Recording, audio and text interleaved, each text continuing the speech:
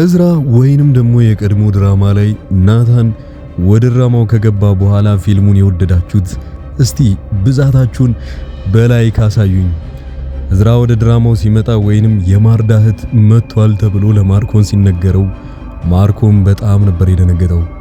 እንደደነገጠውም እሱን ፊት ለፊት ተጋፍጦት ያኔ እጁን ሲሰብረው ልክ ይገባል።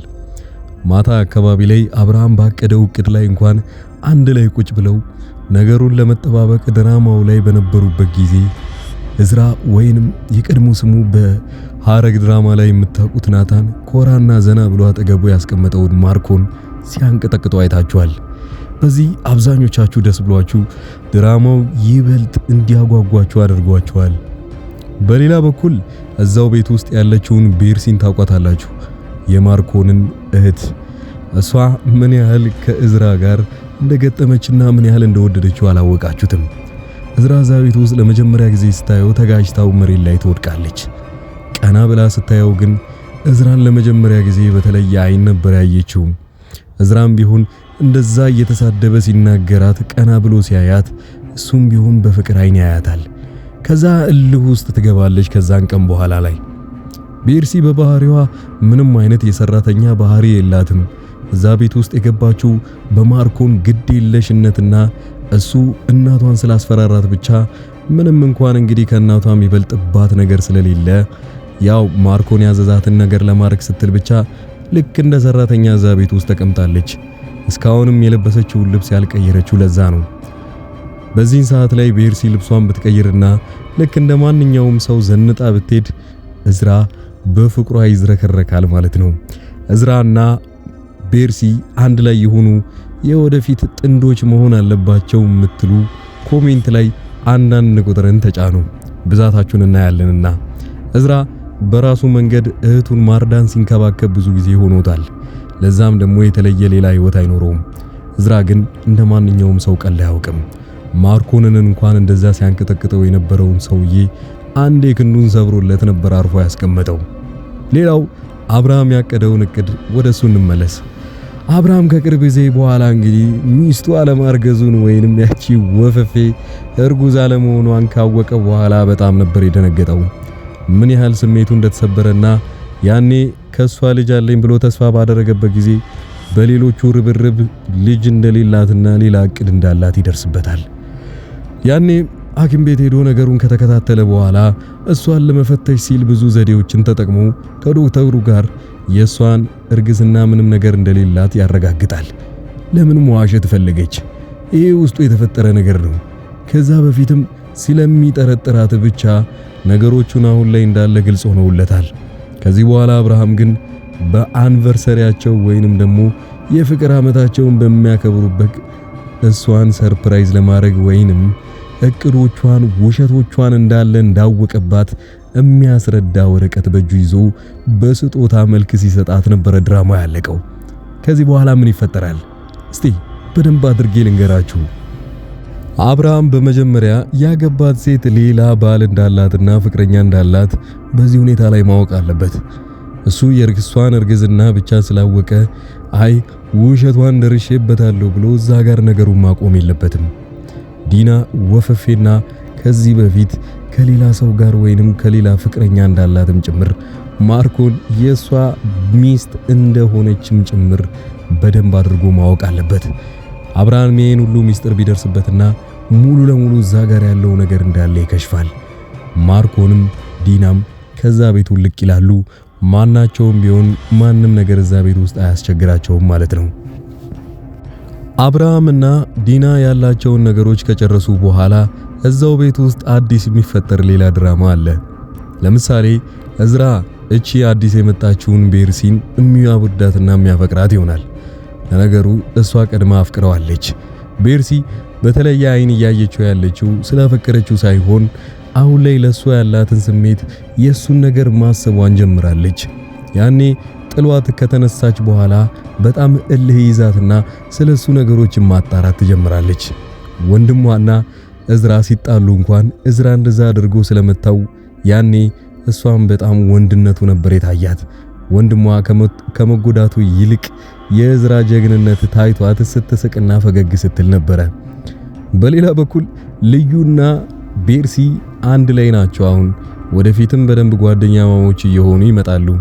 እንደዛ እየሆኑ ሲመጡ ግን ልዩ መጀመሪያውኑ ቀድማ እዝራን ስለምትወደውና ስለምታፈቅረው ቤርሲ በዚህ ሁኔታ ላይ የተለየ ነገር ወደ እዝራ የምታሳይ ከሆነ ቂም እየተያያዙ ይመጣሉ። ልዩና ቤርሲ ወደፊት የሚጠብቃቸው ትልቅ ጠላት ሊሆኑ ይችላሉ። ሁለቱም አንድ አይነት ወንድ እዝራን አፍቅረውት። በነገራችን ላይ የእዝራ ወዳጆችም ጭምር እንዳላችሁ ሁሉ ማርኮንም ከእናንተው ከተመልካቾች ብዙ ወዳጆች እንዳሉት ታውቃላችሁ ወይ? ማርኮን ምንም እንኳን የመጥፎ ሥራ ቢሰራ ልክ እንደ አሸባሪ ስለሚያደርገውና ልክ እንደሚበጠብጣቸው አይነት ብዙ ወዳጆች አሉት። ለምሳሌ የማርኮን የምትደግፉትና ማርኮን ይመቸኛል እወደዋለሁ በበጥባጭነቱ ብቻ የምትሉ ሰዎች እስቲ ልብ ቅርጽን እየነካችሁ ይኸው እኛም አለን እኔ ማርኮንን ነው የምወደው ምንም እንኳን ቢረብሽ ብላችሁ ሐሳብ አስተያየታችሁን ኮሜንት ላይ አስቀምጡልኝ። በቀጣዩ ክፍሎች ውስጥ የእዝራን ማንነትና እዝራ ወደ ድራማው ከተቀላቀለ በኋላ ምን ያህል ሰዎች እንደወደዱትና ምን ያህል ነገሮችን ሊያስተካክል እንደሚችል እናይ። የመጀመሪያው ሁኔታ እዝራ ምንም እዛ ቤት ውስጥ በገባበት ቅጽበት ውስጥ እቺኑ ቤርሲ ተብየዋን ቢወዳትም እዝራ ምንም እንኳን የራሱን ማንነትና ክብሩን ዝቅ ማድረግ ስለማይፈልግ እስካሁን ድረስ ልክ እንደ ሰራተኛ ነበር የሚያያት። ነገሩና እውነቱ ግን እንደዛ አይደለችም። እዝራን እንደምትበልጠውና ቤርሲ ማለት ልክ እንደ ንግስት የምትኖር የነበረች ልጅ ብቻ ነበረች። በእናቷ ምክንያት ግን አሁን ክብሯን ዝቅ አድርጋ ልክ እንደ ሰራተኛ እነሱ ቤት ውስጥ እየሰራች ነው። ምናልባት ይህንን ነገር ሁሉና ልጅቷን እያፈቀራት ከመጣ እሷን በእልህ እየቀረበችው ያለው ኬዝ ሁለቱን በደንብ አድርጎ ያጣምራቸዋል። በዚህ መሃል ግን ልዩ እየተጎዳች ልትመጣ ትችላለች። ምክንያቱም እዝራን በደንብ አድርጋ ስለምትወደው። ነገሩ ግን እንደዚሁ ከቀጠለ እዝራና ቤርሲ በደንብ እየተግባቡና እያወሩ ይመጣሉ። ሁለቱ እያወሩ መጡ ማለት ስለ ማርኮንና ስለ ወንድሟ በደንብ አድርጎ እዝራ እያወቀ ይመጣል ማለት ነው። ያ ማለት እዛ ቤት ውስጥ ተገዳ እንደገባችና ትምህርቷን መማር እየፈለገች እስካሁን ድረስ እያልተማረች እንደሆነ ማርኮን ያንን ሁሉ ነገር እያደረገባት እንደሆነ እዝራ ይሰማል። እዝራ ድጋሚ ማርኮንን ሊያሸንፈውም ስለሚችል የልጅቷን ሁኔታ ወዲያውኑ ወደ ቦታዋ ሊቀይርላት ይችላል። በዚህ ሁኔታ ላይ ቤርሲ እዛ ቤት ውስጥ ተገዳ እየሰራች ያለችውን ስራ ልትተወውና ወደ ትምህርቷ ልትመለስ የምትችለው በእዝራ ምክንያት እንደሆነ ሁላችሁም አትርሱ። ሌላው የአብርሃምን ጉዳይ ብዙዎቻችሁ ስትጠሉት ነበረ። አብርሃም በዚህ ልክ ለምንድነው ጅል የሚሆነው? መቼ ነው ወደ ልቡ የሚመለሰው እያላችሁ የነበረውን ነገር አሁን ላይ መልሱን ሳታገኙት አትቀርም። ያም የሆነበትን ምክንያት ታውቃላችሁ። አብርሃም አሁን ላይ በስጦታ መልክ ሊሰጣት ያለው የራሷን ዲኤንኤ ውጤትና እርጉዝ እንዳልሆነችን ያወቀበትን ሚስጥር ብቻ ነው ሊያሳያት የሚፈልገው። ነገር ግን አብርሃም ይህንን ስላደረገ ብቻ ብዙዎቻችሁ ልትወዱት አትችሉም።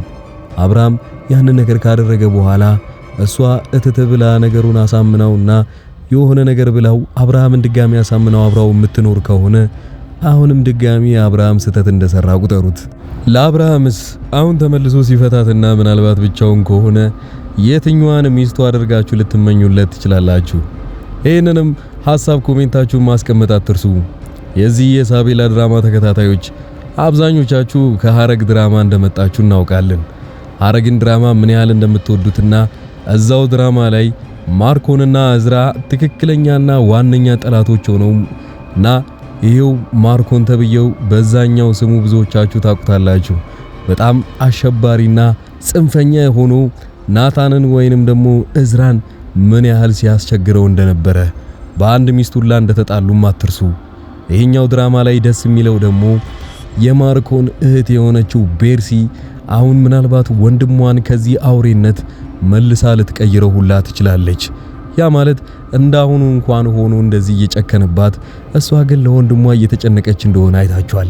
ወንድሜ ብላ ስትጠራውና ምን እንደሆነ ስትጠይቀውም ጭምር እያያችሁ ነበረ። ምን ታስባላችሁ? ማርኮን ተቀይሮ ምናልባት የእዝራ በጣም የልብ ወዳጁ ሁላ ሆኖ ሊቀጥል ይችላል። ቀጣዩ ክፍሎች ላይ ይሄን ሁሉ እናገኛለን። ቻናሉን ሰብስክራይብ ማድረጋችሁን አትርሱ፣ ምክንያቱም አብዛኞቻችሁ አዲስ ናችሁና። በሌላ ቪዲዮ በየቀኑ እንገናኛለን። መልካም ጊዜ